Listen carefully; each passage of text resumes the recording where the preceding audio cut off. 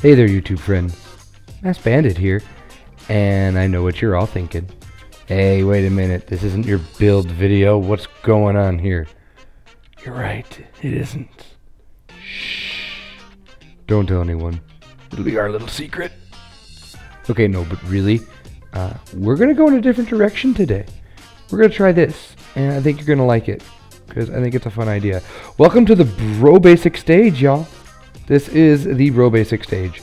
Is a new idea Mike and I have, and I hope you love it, because I kind of dig it.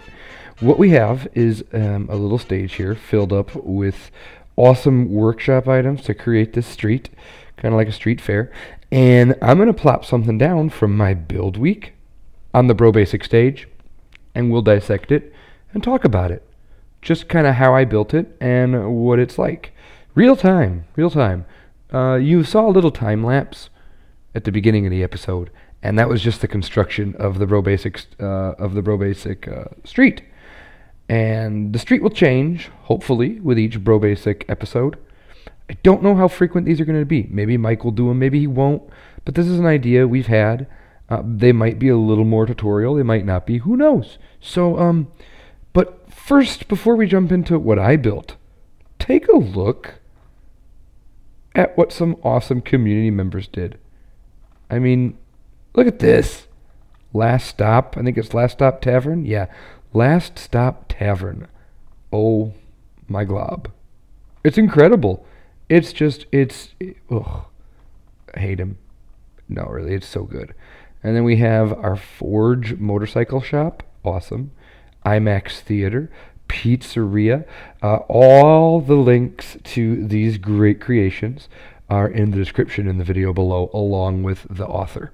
So do us a huge favor and download their content like I did. It's really easy and it's really, really good.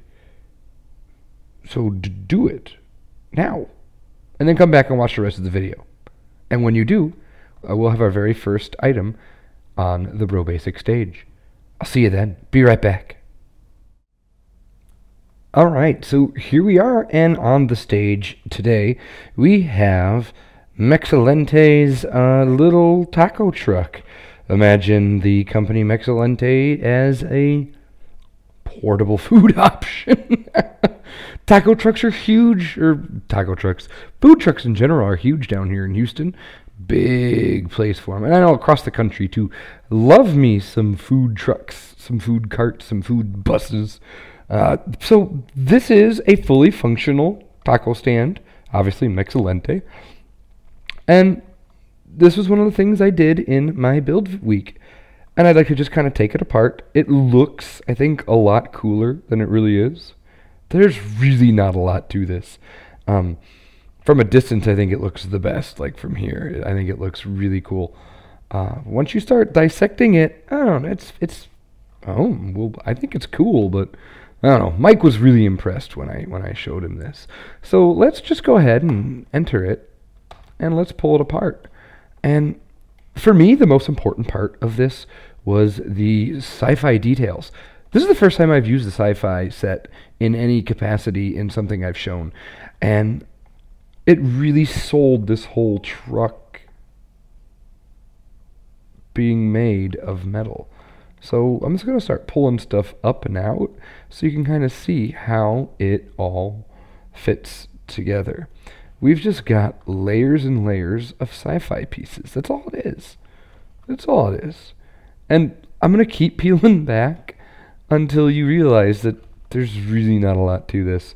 One of the things I thought was going to be really important would be lots of signage.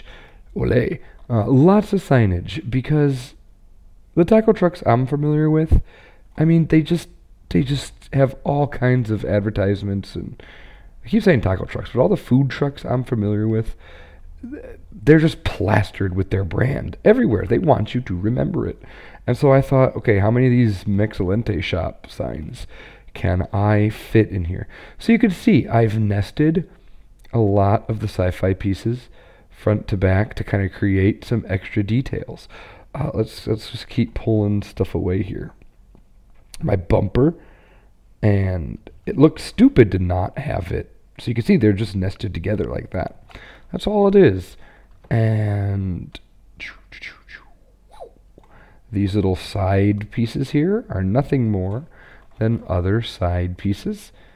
I mean, hopefully you're starting to see now that, oh, it's not as complicated as I was thinking. It's a glorified box. I mean, it really is. It's a glorified box. Just kind of proof. There's some more little advertisement. Just proof positive that you really don't have to. And then you can start to see the shop there.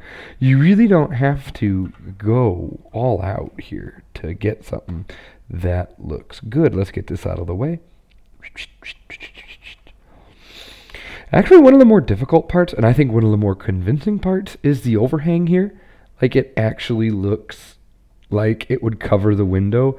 I actually laid it flat over the window to make sure it covered, and then just rotated it up, basically. And these little pieces here, I actually got that kind of idea from Kinderly, from his build video, from his reveal video. He used these as latches, and I don't know, unused piece, missed opportunity for a lot of people. So you can see it's just 4 little pieces that I made to look like an awning. I'm going to get those out of the way, and I'm actually going to delete these all the way. No. I want to delete them. Go. Goodbye. Because I want to get down to the bear. Let's get rid of this signage. And there's some more here. But this is it. Shapes. That's all it is. It's a lot of shapes. It's a lot of shapes. But that's all it is shapes. Okay, down here, the wheels. I have... Oops. I didn't want to do that. I nested the actual wheels in to give it a very slight wheel texture, so that from the sides here it would look better. I stole that from someone, to be completely honest. I don't remember who, but I stole it from someone. And we've got all different size blocks. One of the things I'm most proud of is this slightly angled piece here, so that it isn't just a strict square. The scale here is a little funky. It's pretty big. In NoName Landia, it's pretty big. I mean, it's dwarfed. It is absolutely dwarfed by all these awesome workshop items. But in our park, my first version was much bigger than this, and it actually looked like an authentic truck, but then the peeps just looked dumb next to it. Here, at least, it looks more like a food mail van, which I'm okay with. I'm just going to keep breaking it down, because I think that's the best way. You can see here I tried to do fake glass with the windows. This is probably the hardest part. For me, the hardest part and the least convincing part is the fake glass that I had to do, because we don't have a glass texture in the game. I'm sure you're all aware of that. I know. Really? I had no idea. You know. But you know that that's the hardest part. So let's see if I got it all. Probably not. Most of it. So I got most of it. You can see. And another hard part of this was, oh, I missed some, was it's mirroring. Like, there's no mirror option, and you really need something like that here. When I just try to copy, I did build like a side copy and throw it over to the other side, but then the wheels were like stuck under the car. So I had to be really selective of what I put underneath.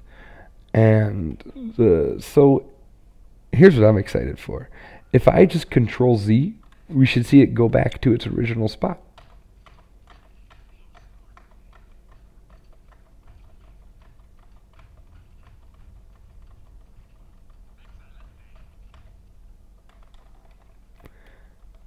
And there you go.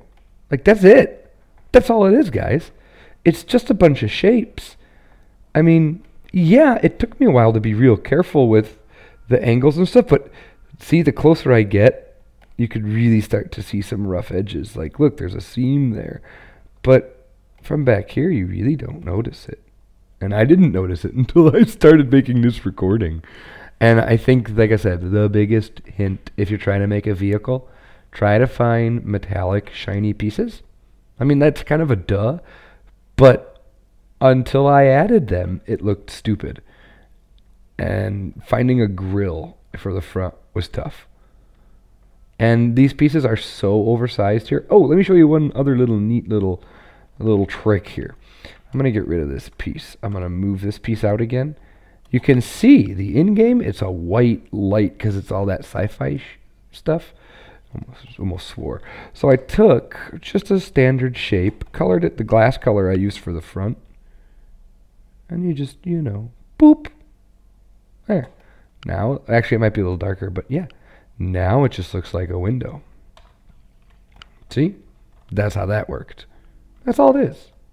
So, experiment.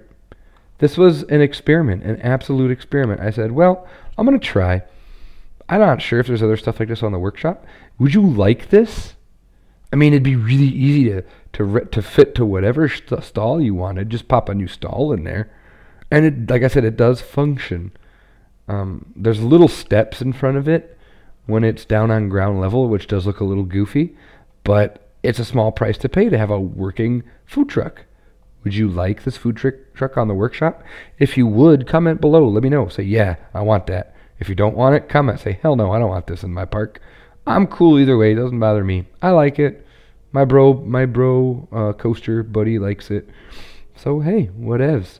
So this was the Mexilente taco truck for Planet Brocoaster. NoName Landia. It's pretty bro basic. It's just shapes. So that's it. You'll see this in its real home next week for episode 21. 21. Yeah, 21. Episode 21. Yeah, you'll see that. And we'll have another guest. It's going to be a big deal. So make sure you're there for that. Check it out. Take care, guys. Have a great night. Great day. Great whatever. And see you next time with Mike. Bye-bye.